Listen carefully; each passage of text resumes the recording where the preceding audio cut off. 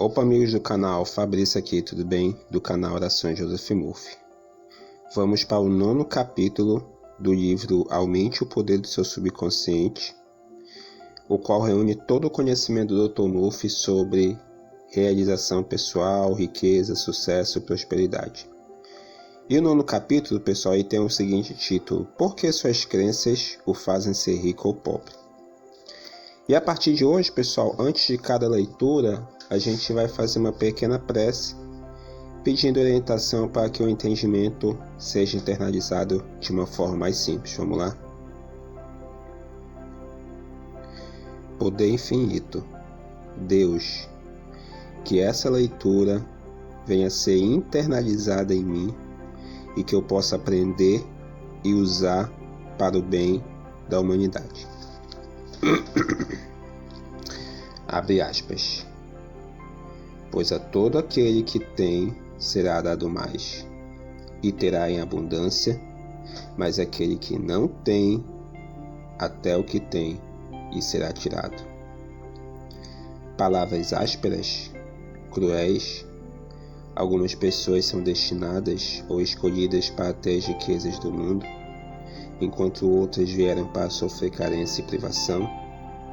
Evidente que não. Essa citação é uma clara declaração sobre a presença de Deus em nosso interior, que nos responde em todos os momentos, produzindo as condições e circunstâncias da nossa vida cotidiana, criando segundo os pensamentos e meditações de nossa mente mais profunda, subconsciente. Em essência, essas palavras de Jesus nos oferecem a liberdade, o modo de escapar das oscilações da fortuna. Tanto a abundância como a carência ou limitação depende da nossa compreensão e do nosso relacionamento individual com a única fonte, Deus. Os místicos deram-lhe nome de Mestre Divino, uma única lei, o Senhor da nossa vida, tirano ou benevolente, um protetor inteligente. Os que gozam da verdadeira abundância, suprimento constante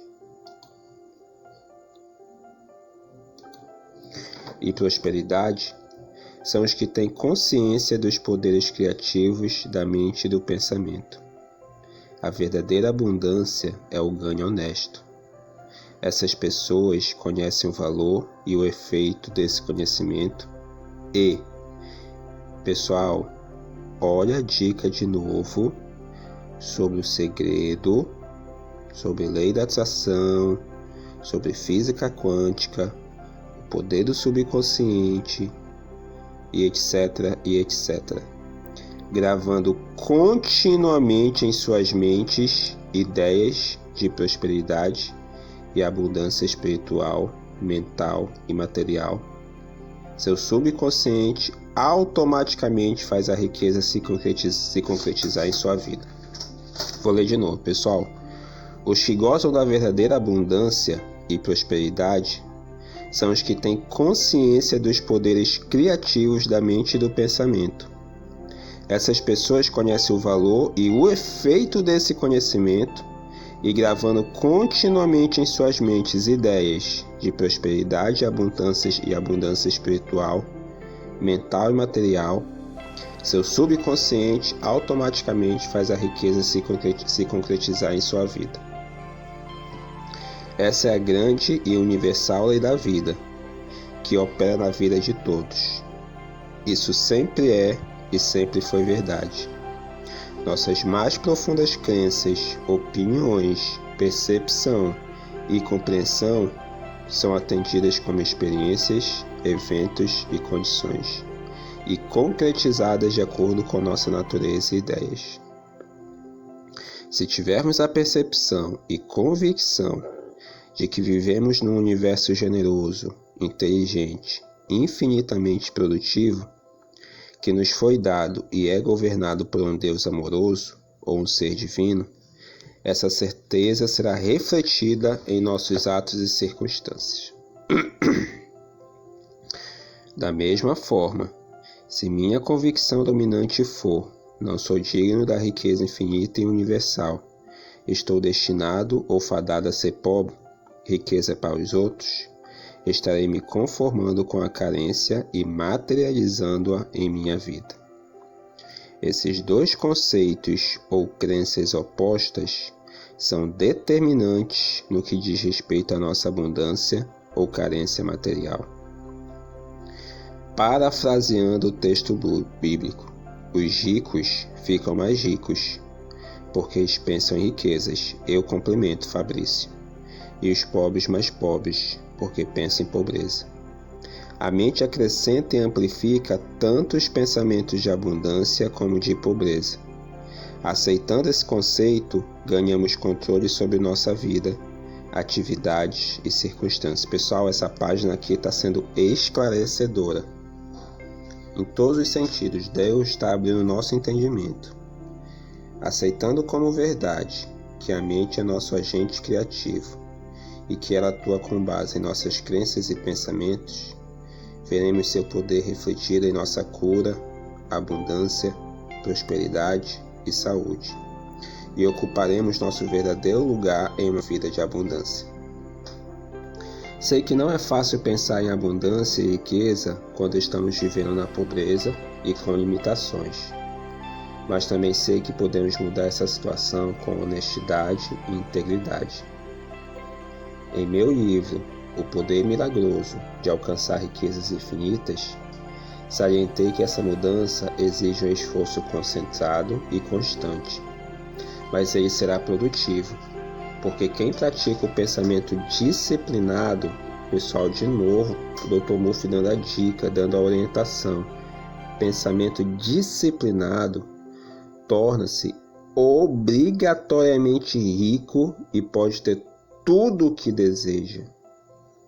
A pessoa que coloca toda a sua atenção nas riquezas ilimitadas da vida será agraciada com maior quantidade do que é bom neste mundo.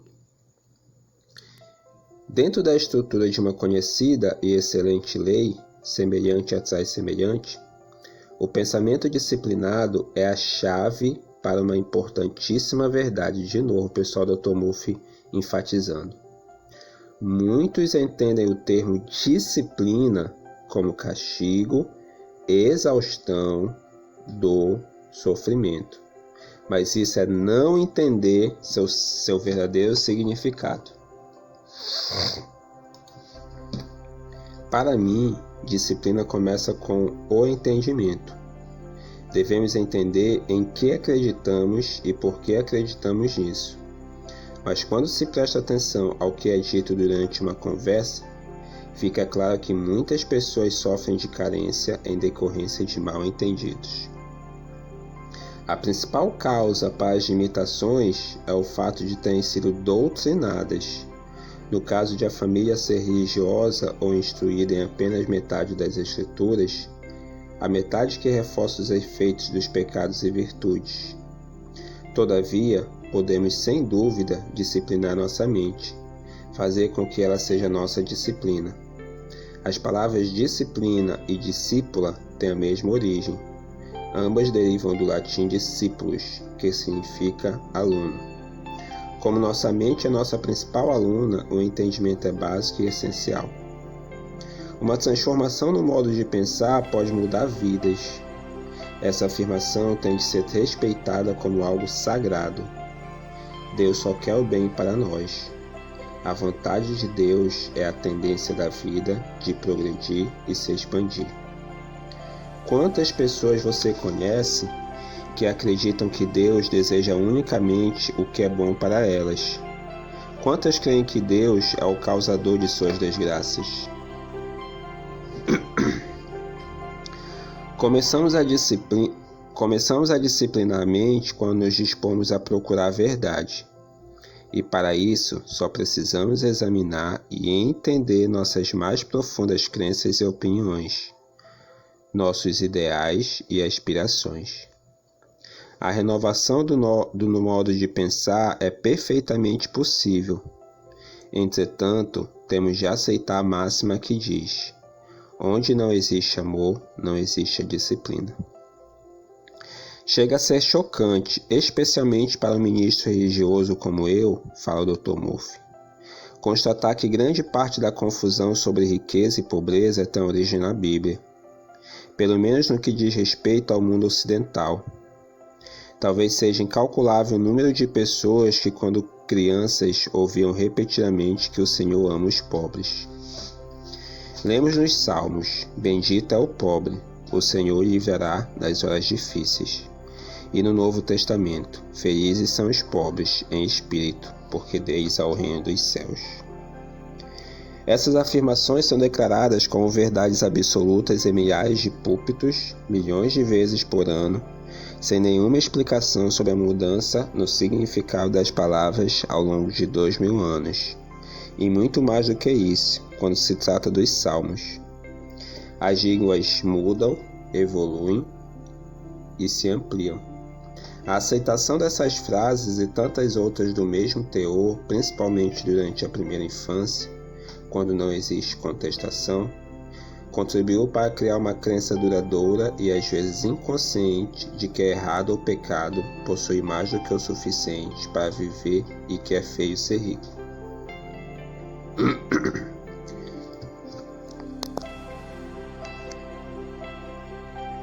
Quando a Bíblia diz que Deus deseja que vivamos na abundância, ela se dirige a todos os seres humanos e nenhum é excluído.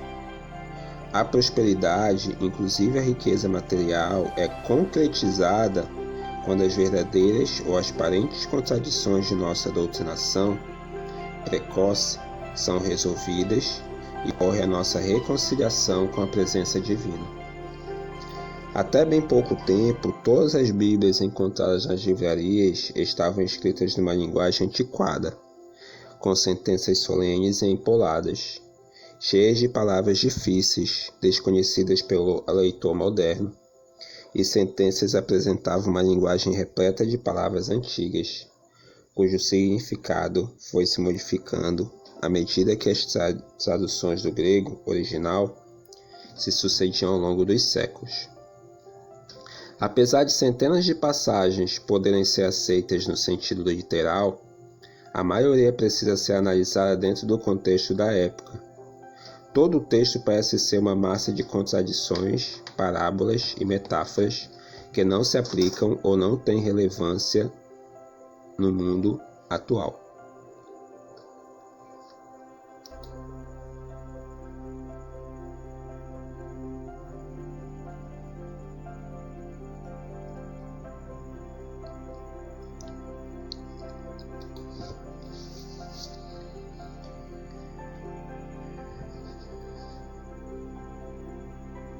O certo é vermos a Bíblia como um manual de metafísica.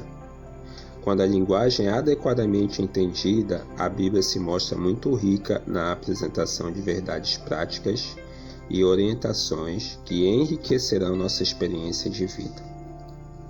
A Bíblia não é um romance ou livro de história, e quando é lida ao pé da letra, suas reais intenções permanecem ocultas. A leitura precisa ser uma experiência subjetiva, um diálogo entre os textos e o leitor, em que esse deve perguntar: o que essa passagem significa para mim neste momento? Ou, quem são de fato os pobres nas bem-aventuranças? Os pobres são os que precisam de se elevar, ser esclarecidos. Com o manual de metafísica, a Bíblia nos revela o modo como podemos sanar o estado mental que gera pobreza e outros infortúnios. Temos de elevar nossa mente, precisamos crescer em compreensão e conscientização, chegar a um conceito mais elevado, uma maior visão e percepção. Todas as palavras, frases e versos nos revelam uma verdade essencial. Mudamos mediante a renovação de nossa mente, que se inicia quando passamos a ter uma percepção mais elevada. Ser pobre em espírito, como lemos nas bem-aventuranças, significa não ter a capacidade de usar as leis da mente. Ouvimos com frequência que os que sofrem neste mundo serão recompensados numa vida futura, ou que um Messias virá para libertá-los do seu atual sofrimento. Mas Jesus, nas frases mais citadas do Novo Testamento, falava no tempo presente: o reino de Deus está no meio de vós. Hoje estarás comigo no paraíso. É pela vossa perseverança que conseguireis salvar a vossa vida. Ser pobre em espírito significa que sua mente está aberta e receptiva às verdades de Deus, que você tem fome e sede de conhecimento do divino em seu interior. Significa que você limpou a mente de falsas crenças, temores, preconceitos e de qualquer pessoa ou acontecimento que poderia obstruir sua conscientização da divina presença. A pobreza está na mente. Os governos e instituições jamais conseguirão banir a pobreza se não forem bem-sucedidos em bani-la da mente humana. Podemos e devemos auxiliar os que passam por necessidade, mas é preciso agir com prudência e sabedoria, ajudando-os a reter sua dignidade e entender que existem princípios mentais que, desde que eles mesmos os apliquem, os libertarão da ideia de pobreza. Podemos ensinar-lhes que existe uma única fonte, um suprimento inesgotável de inteligência e abundância dentro de seus corações. São os maus estados de espírito que criam pobreza. Cure a mente e a pobreza e todos os tipos de carências começarão a ser eliminados. Não existe virtude na pobreza e também não é crime ser rico, bilionário até. Se o dinheiro foi ganho com honestidade, roubar, fraudar, trapacear é roubar de nós mesmos, porque mais cedo ou mais tarde colheremos o que semeamos. Quem conhece as leis da mente sabe que a fonte da abundância é o reino de Deus. É evidente que nem sempre nossa busca pela riqueza e prosperidade é um constante sucesso, e já vimos vários exemplos disso nos capítulos anteriores. Mas temos a possibilidade, a faculdade de recorrermos ao poder dentro de nós. A vida é cheia de altos e baixos, e existe uma imensa variedade de acontecimentos e situações mundiais que influem positiva ou negativamente em nossa existência. Por isso precisamos estar sempre preparados para enfrentá-los. Compreender os opostos da vida é uma valiosa chave para entendermos como nossas crenças ditam nossas ações. Temos de compreender que vivemos em um universo que é feito de dualidades. A maior dádiva que Deus nos concedeu é a liberdade de escolher entre bem e mal, saúde e doença, pobreza e abundância. A escolha é nossa e devemos fazê-la com sabedoria e cautela. Ao longo de milhares de eras, homens e mulheres fizeram essa escolha com diferentes graus de êxito. Entretanto, a maioria concluiu que os opostos, como bem e mal, têm poderes independentes, e, portanto, tudo o que nos acontece é fruto do acaso, do destino, da sorte. Na superfície, essa atitude parece ser correta, mas será que é possível existir dois infinitos? A física diz que não, porque duas forças de igual valor, atuando em sentidos opostos, cancelam uma a outra, resultando em absoluta neutralidade ou absoluto caos em vez do universo de precisão em que vivemos. As polaridades são tão opostas como as extremidades de uma bengala e podem estar a quilômetros de distância uma da outra. Entretanto, são parte de uma única bengala. A sabedoria que chegou até nós ao longo de incontáveis gerações aconselha: não julgue, não formule suas ideias ou conclusões levando em conta a aparência. Não decida de acordo com as condições do momento. Estamos sempre nos movimentando entre opostos. O estado de espírito pode passar da euforia para o desespero, do prazer para a dor, da alegria para a tristeza. E não saberíamos a diferença entre eles se não os conhecêssemos. Todavia, quando reconhecemos e compreendemos que esses extremos são manifestações de um único princípio, a dinâmica e a criação constante, não mais teremos os opostos que vemos em torno de nós, e que todos vivenciaremos em maior ou menor grau. o oscilar do movimento pendular dos bons e maus acontecimentos será menor. Existem expressões duais do mesmo princípio. Estamos aqui para reconciliar esses opostos e criar harmonia, saúde e paz em nosso mundo. Em meu livro Segredos do I Ching, salientei que provavelmente não existe outro sistema de instrução, de sabedoria prática, que considera mais clara e diretamente o princípio dos opostos do que o criado pelos chineses há mais de 5.000 anos. Meu Deus, continua nos dando entendimento para entender esse texto. Nos ajuda a focar no texto o nosso pensamento. Vamos lá, pessoal. Os antigos chineses entenderam e aceitaram o princípio dos opostos e lhe deram o nome de mudanças ou passagens. Para eles, tudo vem do invisível, permanece no mundo por algum tempo e volta para o invisível, que chamavam de Dao, Deus. Esses sábios concluíram que o cosmo, o mundo, a sociedade e os indivíduos está sempre e eternamente em um constante estado de fluxo, um vai e vem entre um determinado estado e o seu oposto. O verão muda para inverno, o dia muda para a noite, a lua cresce e diminui, as marés sobem e descem, velhas civilizações e raças morrem para que novas possam nascer. Os antigos filósofos chineses diziam: se você não gosta do nosso clima, continue aqui por algum tempo, ele vai mudar. Eles conheciam que havia forças sobre as quais não tinham nenhum controle, como os movimentos dos planetas, das estrelas, as estações do ano e os elementos. As inundações vêm, permanecem por algum tempo e depois passam. A seca vem, permanece algum tempo e depois passa. Os dias frescos e ensolarados logo voltarão, porque esse é o modo natural da renovação dentro de uma escala vasta e cósmica. O livro das mutações revela que toda forma, função e ação vem do invisível Dao. Encontramos essa mesma verdade nas escrituras judaicas cristãs.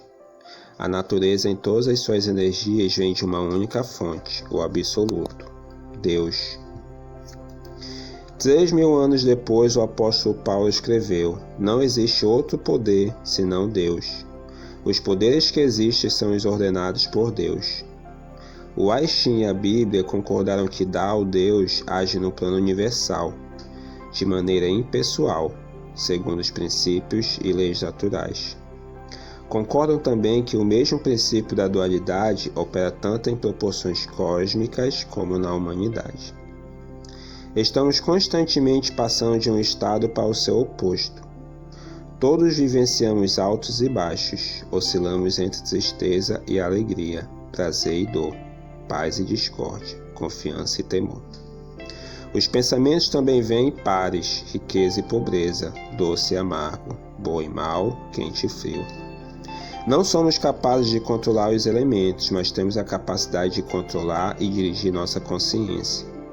Fomos presenteados com a inteligência inata e capacidade de escolher e decidir sobre nossos pensamentos, ideias, conceitos e também nosso estado de espírito e desejo.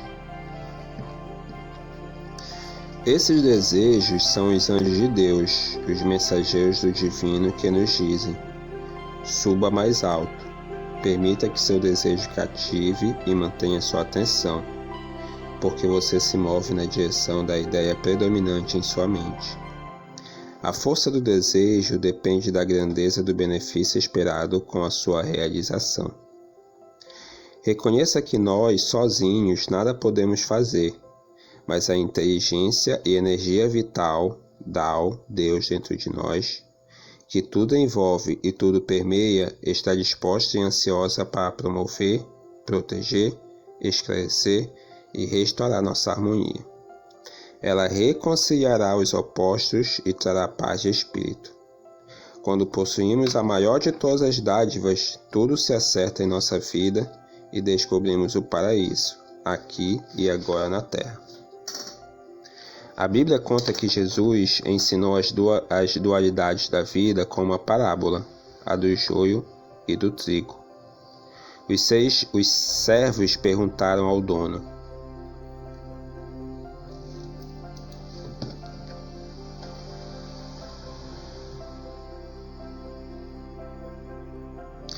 "Queres que retiremos o joio?" disse o dono. "Não. Pode acontecer que ao retirar o joio, arranqueis também o trigo. Deixai crescer um e outro até a colheita, então direi aos que cortam o trigo: retirai primeiro o joio e amarrai-os em feixes para ser queimado. O trigo, porém, guardai no meu celeiro." O joio, as ervas daninhas, são os extremos negativos ou destrutivos que não nos trazem nenhum benefício. Representam medo, dúvida, má vontade, rancor e raiva. O desejo de se vingar ou ganhar controle sobre os outros. O trigo sempre representa o alimento, a substância que dá vida. Tudo o que incentiva e reforça nossos desejos, nossa cura. Não se assuste quando as ervas daninhas aparecerem, porque elas vêm da mente da massa, o inconsciente coletivo que está sempre conosco. Reconheça sua presença e destrua o joio. Queime-o no fogo do amor divino. Escolha apenas o trigo, as verdades eternas: amor, vida plena, saúde, abundância espiritual, intelectual, social e material. E, sobretudo, a orientação para encontrar a verdadeira paz. O I Ching aconselha: não escolha um infortúnio, escolha a boa fortuna. Então disse Tao, Deus, ser a maior autoridade em sua vida, seu Senhor, seu guia. Permita que ele seja seu melhor amigo, do qual vem amor e companheirismo em seus muitos aspectos. Seu divino companheiro, que só deseja o seu bem, sua boa fortuna. Tao, Deus, torna-se então muito íntimo e presente, quase como se fosse uma pessoa, seu melhor amigo. Quantas vezes você já ouviu: por que Deus permite a pobreza? Ou doenças, guerras, mortes? São perguntas que todos fizemos ou faremos mais cedo ou mais tarde, pelo simples fato de sermos criaturas pensantes. Deus nos deu o livre-arbítrio, o poder de escolha, e se o usarmos de maneira errada ou com maldade, as condições adversas ficarão se repetindo em nossa vida. Enquanto não aprendermos sobre o princípio da vida, aceitarmos a responsabilidade por nossas escolhas e decisões, tanto individual como coletivamente, o mal será recorrente e as guerras continuarão a acontecer enquanto houver tiranos entre nós. É inaceitável alguns seres humanos ainda recorrerem à força e aos horrores da guerra para conquistar territórios e riquezas, quando a abundância da terra está à nossa disposição, bastando apenas aprendermos a pedir a orientação do grande provedor sobre como distribuí-la com sabedoria e justiça. Na casa do meu Pai existem muitas moradas, as infinitas dimensões da nossa mente. Conscientize-se dos enormes poderes intelectuais e emocionais que se encontram dentro do seu ser, sua caixa do tesouro, seu reino conceitual, sobre o qual o Pai lhe concedeu absoluto domínio e autoridade. Conscientize-se da natureza dos opostos, vida e morte, que não é mais do que uma travessia para outra dimensão. Ao longo da nossa vida, encontramos inúmeras dualidades que nos causam confusão e perplexidade, e temos de entendê-las como um desafio que temos de enfrentar e vencer. Está em seu poder usar sua sabedoria, fé e compromisso de fazer o bem, para colher certo. Assim agindo, você será recompensado com uma vida de bênçãos, harmonia e abundância. Ativamos a dádiva do livre-arbítrio ao compreendermos que ele permanece oculto, enquanto não reconhecemos que Deus é amor e que a natureza do amor é dar. Deus jamais retém o que é bom para nós, como também não nos obriga a aceitar qualquer acontecimento e não dá suas graças para apenas alguns escolhidos. Somos nós que escolhemos escolher este dia. A escolha o torna cada vez mais receptivo e apto a renovar seu entendimento, a eliminar a sensação de estar separado do amor, vida, Deus, com toda a força da sua mente, coração e alma. Que estudo, né, pessoal? Que estudo! Aqui o Dr. Joseph Murphy revelou em várias partes desse capítulo, capítulo 9, né? Por que suas crenças o fazem ser rico ou pobre? Como usar esse poder do subconsciente? E a palavra que se seguiu assim de forma reiterada foi a constância de pensamento. E é isso aí, pessoal. Quando você está em busca de um grande objetivo e você dá atenção e você busca de todo o coração, acontece, pessoal. Acontece. E assim funciona não só para os problemas do dia a dia, mas funciona para a saúde, para a riqueza.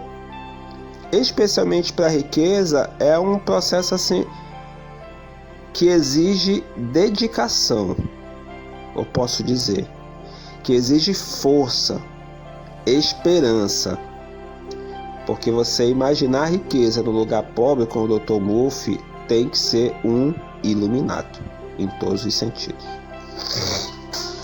Vamos para o resumo desse capítulo. Resumo deste capítulo. Tanto a abundância como a carência ou limitação podem ser nossas de acordo com nossa compreensão, ou seja, conforme a relação individual que temos com o nosso conceito sobre a única fonte de tudo, Deus.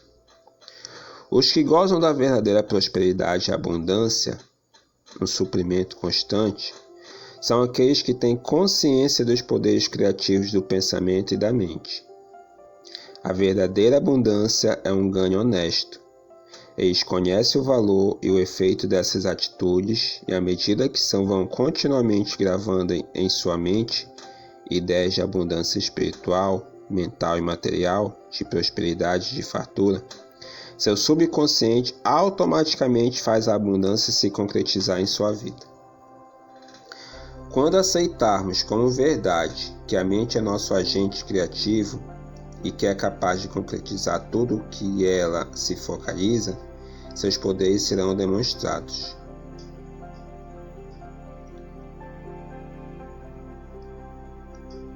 Estaremos então a caminho de nossa cura, abundância, prosperidade e saúde, e encontraremos nosso lugar ideal na vida.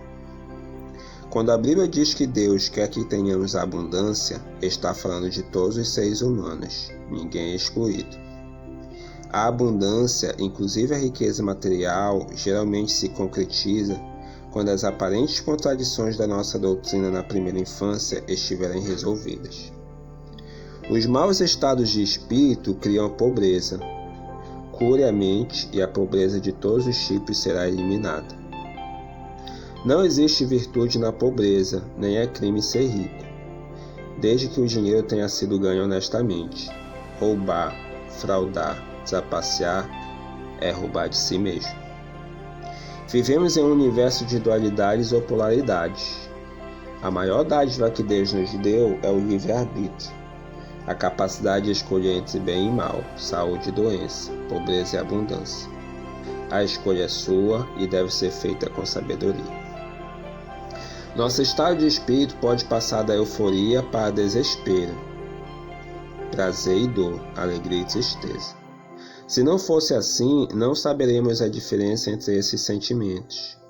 No entanto, quando reconhecemos e entendemos que esses extremos são manifestações de um único princípio, a criação dinâmica e constante, não mais sentiremos medo dos opostos que enfrentamos na nossa vida.